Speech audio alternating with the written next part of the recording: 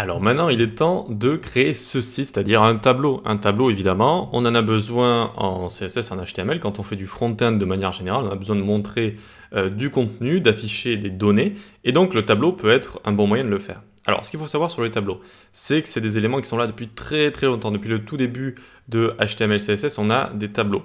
Et donc, de base, ils vont avoir un style affreux. Ils vont même pas avoir de style, quasiment, ils vont même pas avoir de style du tout, vous allez voir.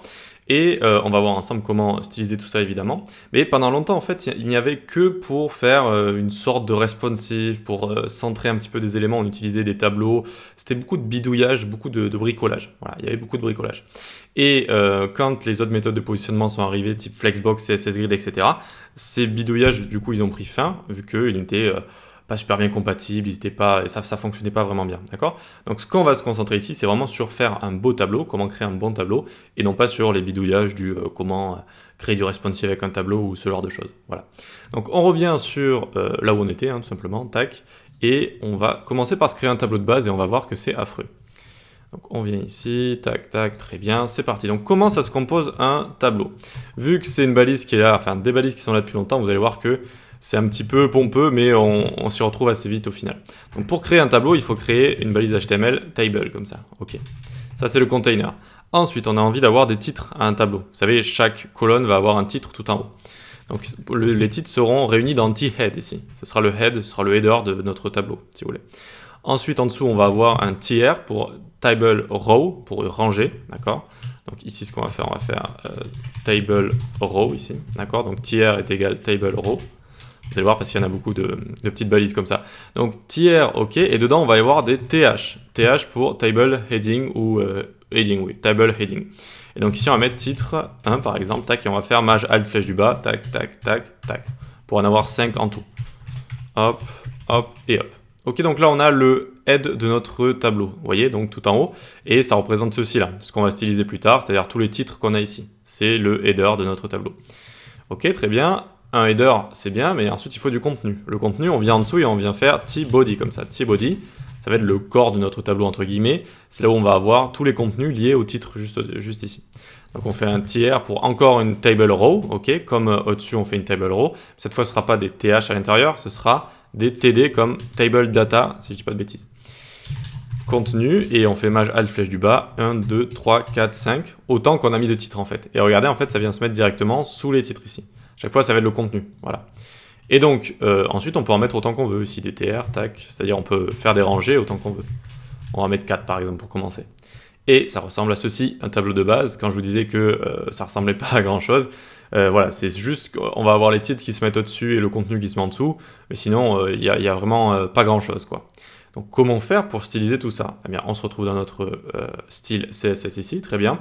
Notre body, est-ce qu'il a une font de famille? Déjà, on va lui mettre une font de famille. Arial, sans serif, Helvetica, tac. Déjà, le texte, il serait un petit peu moins laid. Ensuite, on va donner une classe à notre tableau, histoire de, mais c'est vrai que là, c'était pas très très utile, mais allez, pour faire dans les règles de l'art, on va écrire ici tableau style ou tableau, voilà, style, hop, très bien, tac, et on vient ici. On commence par styliser ce tableau, tableau, style, et on va lui mettre un border collapse. Qu'est-ce que ça veut dire? Border collapse. On va rajouter des bordures en fait à nos éléments. Alors ici on ne les voit pas. Alors j'avais oublié de mettre les bordures, je me disais bien qu'il manquait quelque chose à l'œil. Ici les petites bordures pour faire un petit peu mieux, encore une fois ça permet encore de souligner encore plus le contenu. C'est mieux, donc on a ces bordures là, je parle de ça, vous voyez, qui séparent tous les éléments. Et donc border collapse est en direct rapport avec ça, c'est en direct rapport. C'est-à-dire que si on va avoir par exemple notre contenu ici et contenu ici, lui il va avoir un pixel de bordure à gauche, lui il va avoir un pixel à droite, et bien au lieu que ça fasse 2 pixels ici, par exemple, eh bien, ils vont se fusionner. Et on n'aura qu'une bordure de 1 pixel. Ça fera un résultat clean pour éviter d'avoir ici, par exemple, des bordures qui font 2 pixels et ici juste 1 pixel, du coup, vu qu'on aura juste le côté gauche, alors que là, on aura le côté droit et lui, son côté gauche. Voilà. Et vous allez me dire, qu'est-ce qui se passe s'il y a une bordure qui est plus grande que l'autre? Eh bien, elle va manger l'autre, entre guillemets, elle va fusionner. C'est-à-dire que si ici, j'ai 10 pixels et ici 1 pixel, d'accord, donc 10 pixels à gauche pour contenu, 1 pixel à droite pour ce contenu-là, eh bien, ça va juste faire 10 pixels. Et ça va fusionner avec le 1 pixel. C'est la valeur la plus grande qui l'emporte. Voilà. Donc ça, c'est border collapse. Ça permet de faire des bordures clean comme ça sur plusieurs éléments qui sont collés. Ok, alors ensuite on continue le code ici, on dit qu'au minimum, elle aura une largeur de 400 pixels. 400 pixels. De base, elle avait juste la largeur de son contenu. Là, vous voyez que ça va aérer un petit peu tout ça. Et sinon, on met width auto. Donc, ça va osciller entre 400 pixels et width auto. Mais alors, quand est-ce que ça prendra width auto? Imaginons si contenu ici, je commence à à mettre plein de contenu comme ça. Vous voyez, ça va grandir notre tableau. Alors, on évite de faire ça de manière générale, de mettre des données qui sont trop grandes comme ça. Mais s'il y a des données un tout petit peu plus grandes que les autres, eh bien, ça agrandira un petit peu une rangée comme ça. Voilà, très bien. Ensuite, on va mettre un box shadow ici pour faire 0 sur X, 0 sur Y, 20 pixels de flou. RGBA noir, donc 0, 0, 0 et 0,15 d'opacité. Tout simplement pour mettre comme ça un petit ombrage. C'est assez sympa, il ne faut jamais oublier de faire ce genre de choses. Ensuite, cursor pointer, margin 100 pixels en haut et en bas auto à gauche et à droite. Et border 1 pixel solide, hashtag DDD, c'est une sorte de gris. Voilà. Donc on a centré avec margin, on a mis des petites bordures, bon c'est assez... sur le tableau ça se voit pas trop, vu que c'est le contour, ce sera plus sur les éléments à l'intérieur que ce sera important. Très bien, on reste à 100%. Pour l'instant on a ça, il va falloir maintenant s'occuper de toutes les rangées. Donc on va faire thead tr, et on va lui mettre un background color midnight blue. Midnight blue, c'est une couleur intégrée donc d'un bleu profond qui est assez sympa. Donc là on a le head, vous voyez, qui est passé en bleu. La color on va mettre FFF. Faire ressortir les titres qu'il y a à l'intérieur, ok. Text align, on va mettre left. Text align, on va mettre un left comme ça. Pourquoi? Parce que le contenu est tout le temps text align à gauche, d'accord, alors que le titre est centré, mais c'est mieux d'avoir le titre qui est finalement aligné à gauche comme ça. Très bien. Là, on pourrait, si je dis pas de bêtises, le rajouter font weight bold, mais je sais que, ouais, de base, les éléments qui sont dans le t-head, donc tout ce qui est titre ici, ils ont déjà du gras en fait. Donc ça fait déjà ressortir tout ça, donc pas besoin de le rajouter. Voilà, ensuite on va aller sur TH et THEAD, TH et TD. TH et TD, donc ça veut dire pour tout ce qui est les titres et le contenu. Qu'est-ce qu'on a envie de faire? Là, vous voyez que tout est collé, tout est un petit peu trop collé. Pour aérer tout ça, il faut rajouter du remplissage, du padding. Donc 15 pixels en haut et en bas, 20 pixels à gauche et à droite, et regardez, c'est magique. Hop, on respire là. C'est vraiment padding, il faut y penser. Hein.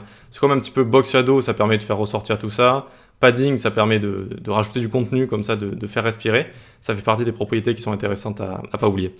Ensuite, T-body, TR, donc toutes les rangées, et TD pour tout ce qui est les données. Donc là où on a écrit contenu à chaque fois, qu'est-ce qu'on a envie de faire? De rajouter les fameuses bordures. Hashtag DDD. Et hop, on est venu séparer tout ça en gris, vous voyez? Et vu qu'il y a border collapse, c'est tout le temps des bordures qui sont égales comme ça. Ok, alors maintenant on a envie d'avoir une rangée sur deux qui va être un petit peu plus sombre. Ça donne un effet visuel, c'est un petit peu mieux pour s'y retrouver quand on est en train de regarder un tableau avec nos yeux, hein, tout simplement. Et donc pour ce faire, qu'est-ce qu'on va faire? C'est assez intéressant, le sélecteur qu'on va utiliser, c'est tr2.nth child even. Et là on va lui mettre un BG color, hop, de D3, D3, D3. Alors c'est un gris qui est un petit peu prononcé, donc vous pouvez passer la souris ici et le remonter légèrement si vous voulez. Par exemple DD, hop, et hop, ça vous donne comme ça une différence avec un gris plus soutenu et là une sorte de blanc un petit peu moins gris comme ça. Et donc c'est assez sympa d'avoir comme ça des colonnes qui vont avoir cet effet zèbre un petit peu avec plus clair, moins clair, plus clair, moins clair comme ça. Voilà. Allez, pour terminer, qu'est-ce qu'on va faire? On va venir ici se faire un petit body tr2.last of type.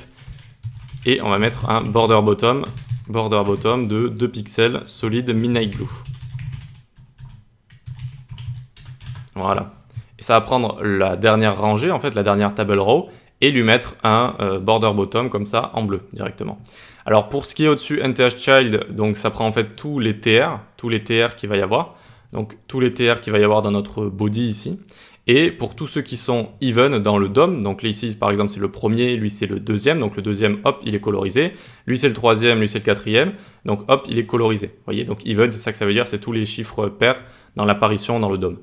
Alors on a terminé, mais je me suis dit qu'il y avait un petit rendu trop différent de ce que j'avais fait de base ici. Je me suis dit en fait que je pourrais donner les couleurs un petit peu, un gris au hasard, un petit peu comme j'aimerais dans la vidéo, mais en fait j'ai donné DDD ici et j'ai donné la même couleur aux bordures. Du coup on ne les voit plus les bordures ici et sur les côtés. Vous voyez, ça donne pas un effet très sympa. Donc en fait j'avais mis ici F3, F3, F3, F3, F3, F3, mais ça fait toujours pas comme ici en fait, comme l'exemple initial. Parce qu'en fait, le body de nos expériences précédentes, on lui a mis un background F1, F1, F1 ici. Ce qui fait que ça ne faisait pas ressortir, vous voyez que là je l'ai enlevé, F1, F1, F1, c'est pas du FFF, c'est pas du blanc, c'est un peu un blanc cassé. Et ça ne faisait plus ressortir en fait les rangées zébrées qu'on avait ici. Et là c'est bon, on a exactement la même chose, ok? Donc attention à même les petites erreurs de couleur comme ça, peuvent faire disparaître des bordures par exemple, ou ce genre de choses. Donc à 100% ça donne ceci. Donc voilà comment styliser un tableau, comment faire un beau tableau, on peut passer à la suite.